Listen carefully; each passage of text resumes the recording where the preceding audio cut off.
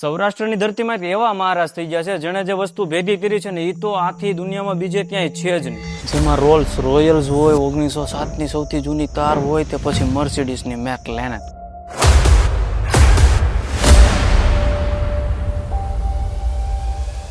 અને આ છે મહારાજાની 100 વર્ષ જૂની ટ્રેનની બોગી, જેની અંદર છે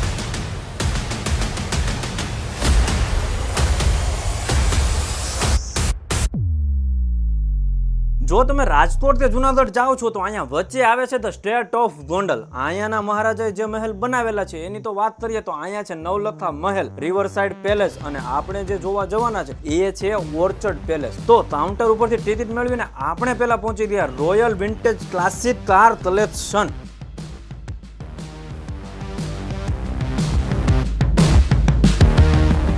કલેક્શનની વાત કરું તો સૌથી પહેલા દેખાઈ જાય છે આપણને આ બ્લેક માર્ક V2 કાર્ટેજીસની 1946ની યુએસની બનાવટ. અને આ તો ગોંડલના રાજા ભગવતમાનસિંહનું કાર કલેક્શન છે, જેની અંદર આ ફોર્ડ ફ્રેઝર 1947 યુએસની બનાવટ, એક એવી લાલ કલરની કાર જેની તો વાત જ અલગ. આ બધી કાર ઓપનમાં છે, જેથી એની ઉપર ધૂળ અને બીજી બધી વસ્તુ છે, પણ આ ગાડીઓ પોતે જ ઇતિહાસ. જેમ કે આ લિંકોનની વ્હાઇટ કાર, આ એક એવી કાર છે જે ઉપરથી ખુલી જાય છે. વિચાર કરો કે 1947ની આજુબાજુમાં આવી કાર હતી, અને એ પણ અમેરિકાથી બોટમાં લાવીને અહીંયા મૂકવામાં આવેલી છે.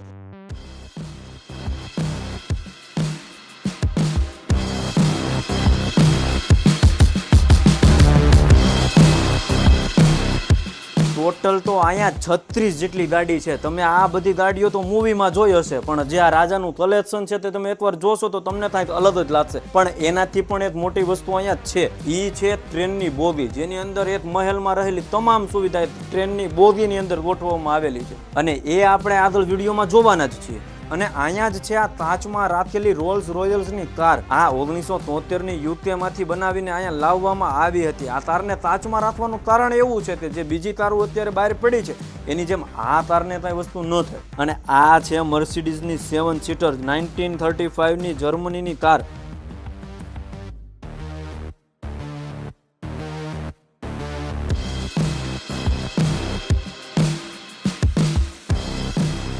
અને આ તો મારી ફેવરિટ કાર છે, કારણ કે એનું કારણ જ એવું છે, મેં કોઈ ગાડી ઉપર એટલું ઉપરની વસ્તુ આપણે જોઈ હતી જ નહીં. આ બધી કાર તો હાલ હજી ચાલુ જ છે, અને હજી તો F1 કાર તો બાકી જ છે, જે હજી આપણે આગળ જઈને જોવાના જ છે. આ બંને F1 કારની વાત જ અલગ છે. તમે ખાલી નીચે જો, આ જમીનથી થોડીક જ ઉપર છે, અને આ કાર રાજા પોતે રેસમાં ચલાવતા હોય એવા ફોટા પણ અત્યારે અહીંયા હાજરમાં છે. અને અહીંયાથી ચાલુ થાય છે બધી મર્સિડીઝ અને ઓપન કાર્સ, અને આ બધી હેવી કાર્સ છે. તમે ખાલી એનો લુક જોઈને સમજી શકો છો. ટોટલ અહીંયા 36 જેટલી ગાડી છે.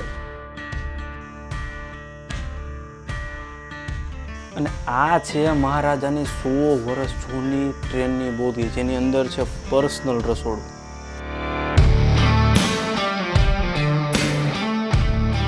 અને અંદર આવતા શરૂઆતમાં છે આ સાઈડ બાથરૂમ.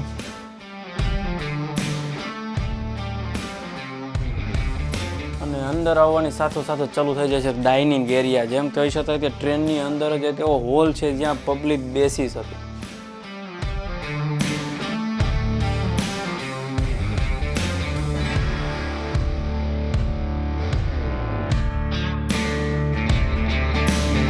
સામો છે મસ્ત મજાનો કાચ, અને આ જેટલી પણ વસ્તુ છે બધી 100 વર્ષ જૂની છે. અહીંયા છે બેસવા માટે બંને બાજુ સોફા, અને ઉપર સ્લીપિંગ બેડ પણ. અને અહીંયા છે ગોંડલ સ્ટેટનો નકશો. અહીંયા કહી શકાય કે પ્રોપર વેસ્ટર્ન સ્ટાઇલમાં બનાવેલું બાથરૂમ. ગોંડલ સ્ટેટના મહારાજનું આ એમ કહી શકાય સ્લીપિંગ એરિયો. અહીંયા મહારાજ સાહેબનો પોતાનો ફોટો પણ છે, કિતાબ પણ બાજુમાં રાખેલી છે, અને ઘણી બધી વસ્તુ છે.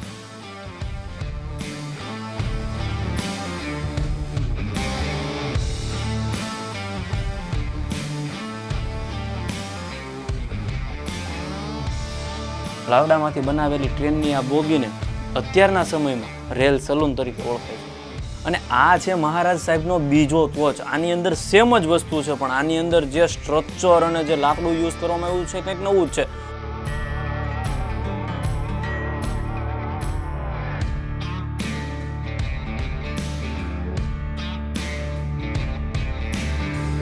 અને એમ કહી શકાય છે જેમ કે 4 બેડ છે, અહીંયા ઘણી બધી એવી વસ્તુ છે જે નાની મોટી તમને દેખાઈ શકે. અને અહીંયા છે ત્રોતરીનો સેક્શન જેની અંદર ખુદ લખેલું છે ધ સ્ટેટ ઓફ ગોંડલ.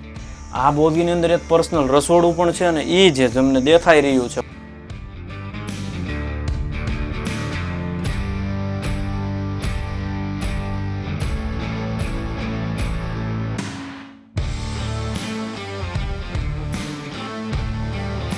પણ હવે આપણે જવાના છે આ જ પેલેસની એક એવી જગ્યા જેને જેપનીઝ ગાર્ડન તરીકે ઓળખવામાં આવે છે.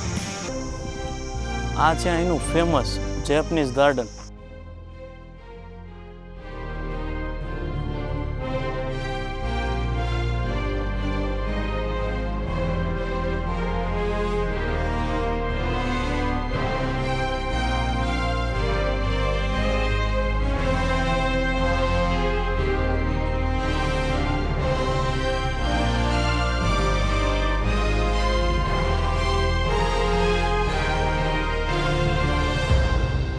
જો તમે ગોંડલ આવી રહ્યા છો તો આ પેલેસને જરૂરથી વિઝિટ કરશો અને વિડીયોમાં તમને શું ગમ્યું અને શું નહીં એના વિશે જરૂરથી કમેન્ટ કરજો. અને જો તમે રાજા હોત તો તમે કેવો મહેલ બનાવત એ કમેન્ટમાં કરી દેજો.